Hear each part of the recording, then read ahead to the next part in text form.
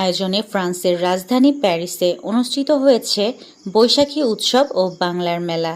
রবিবার প্যারিসের প্লাস দো ফেত প্রাঙ্গণে দিনব্যাপী বিশাল এই আয়োজন করা হয়। স্বরলিপি শিল্পী গোষ্ঠী ফ্রান্স আয়োজিত অনুষ্ঠান দুপুর থেকে জনসমাগম শুরু হয়ে সন্ধ্যা পর্যন্ত বিপুল সংখ্যক বাংলাদেশিদের উপস্থিতিতে জমজমাট হয়ে ওঠে মেলা প্রাঙ্গণ।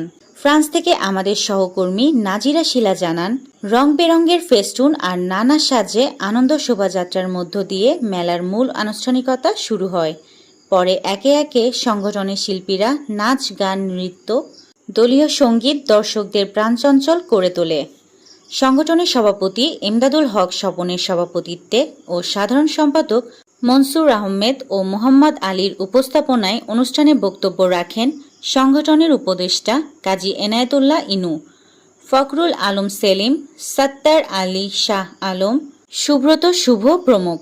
বৈশাখী হাওয়ায় হাওয়ায় স্লোগানে বর্ষবরণ ও বাংলার মেলা আয়োজনে ছিল সাংস্কৃতিক অনুষ্ঠানে বাংলাদেশি শিল্পীদের পরিবেশনা। অনুষ্ঠানের মূল আকর্ষণ এবং অতিথি শিল্পী লিজা ও সাগর বাউল তাদের সুন্দর পরিবেশনায় দর্শকদের মাতিয়ে রাখেন শেষ পর্যন্ত। চমৎকার আবহাওয়া এবং খোলা পরিবেশে এই ধরনের একটি মেলার আয়োজনে প্যারিসের দর্শকরা সত্যিই আনন্দিত হয়ে মেলাটি সম্পূর্ণ উপভোগ করেছেন। মেলায় অন্যান্য আকর্ষণের মধ্যে ছিল দেশীয় পণ্যের স্টল ও ঐতিহ্যবাহী খাবারের দোকানগুলো। ফ্রান্স থেকে আমাদের সহকর্মী নাজিরা শিলার প্রতিবেদনে ছিলাম আমি ইয়াসমিন আক্তার, সুরমা টিভি 24।